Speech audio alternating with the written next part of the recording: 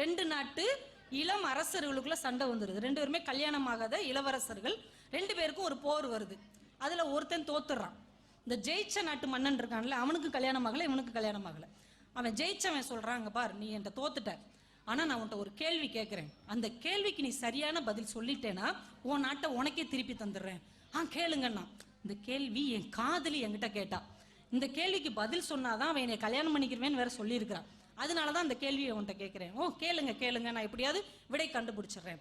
அதாவது ஒரு பெண்ணின் ஆழ் மனசின் எண்ணம் எது அப்படின்னு கேட்கிறான். ஒரு பெண்ணின் அடி மனசுல இருக்கிற ஆழமான எண்ணம் எது, இதுதான் அவன் என்கிட்ட கேட்ட கேள்வி. இவனை யோசிச்சு பார்க்கறான், நம்ம பெண்ணின் மனசை பத்தி யோசிச்சதே இல்லையே அப்படின்னு. அவன் அவங்க நாட்டுக்கு போய் ஒவ்வொரு பெரிய அறிஞர்கள் சான்றோர்கள் எல்லாம் போய் கேட்கறான். எப்பா எதை வேணா கண்டுபிடிச்சிடலாம்ப்பா, கடலுடைய ஆழத்தை கண்டுபிடிச்சிடலாம், மலையோடைய உயரத்தை கண்டுபிடிச்சிடலாம், கடவுள் எங்க இருக்காருன்னு கூட கண்டுபிடிச்சிடலாம், ஆனா இந்த பெண்களுடைய மனசை கண்டுபிடிக்கவே முடியாதுப்பான்ட்டாங்க. அப்ப எப்படிதான் இதை கண்டுபிடிக்கிறது? நம்ம நாட்டு எல்லையில ஒரு சூனியக்கார கிழவி இருக்கா, அவள்கிட்ட வேணா நீ கேட்டு பாரு, எப்படியா கண்டுபிடிச்சு மை போட்டாது கண்டுபிடிச்சிருவா. நேரம் அந்த கிழவிட்ட போனான். பாட்டி நான் உன்ட்ட ஒரு கேள்வி கேட்கிறேன், அதுக்கு நீ பதில் சொல்லிட்டேன்னா நம்ம நாடு நமக்கு கிடைக்கும். அவன் அந்த காதலியை கல்யாணம் பண்ணிக்கிடுவான். சரிப்பா ரைட், என்ன கேள்வி? உடனே இந்த மாதிரி கேள்வியை கேட்டோடனே அந்த கிழவி சொல்றா, இதுக்கு பதில் சொன்னா உனக்கு நாடு கிடைக்கும், அவனுக்கு காதலி கிடைப்பா, எனக்கு என்ன கிடைக்கும் அப்படின்னா.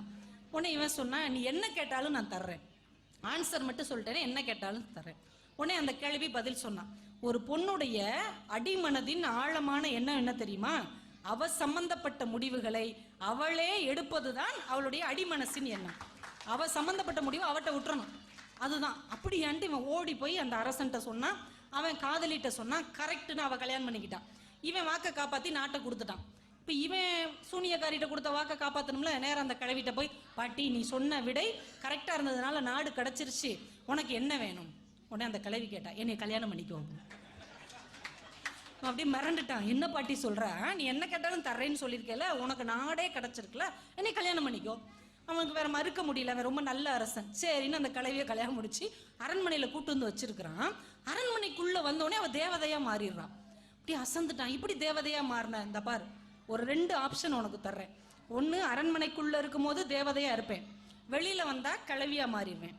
அப்படி இல்லைன்னா வெளியில வரும்போது தேவதையா இருப்பேன், அரண்மனைக்குள்ள வரும்போது சூனியக்கார கிழவியா மாறிடுவேன். 2 ஆப்ஷன், உனக்கு எது வேணும்? கொஞ்ச நேரம் யோசிச்சுட்டு டக்குன்னு ஒரு பதில் சொன்னான், இது உன் சம்பந்தப்பட்ட விஷயம், நீயே முடிவெடு அப்படின்ட்டான். அந்த சூனியக்கார கிழவி, இனிமேல் நான் வீட்டுக்குள்ளேயும் சரி வெளியிலேயும் சரி தேவதையாகத்தான் இருப்பேன் என்று ஒரு முடிவை எடுத்தான்.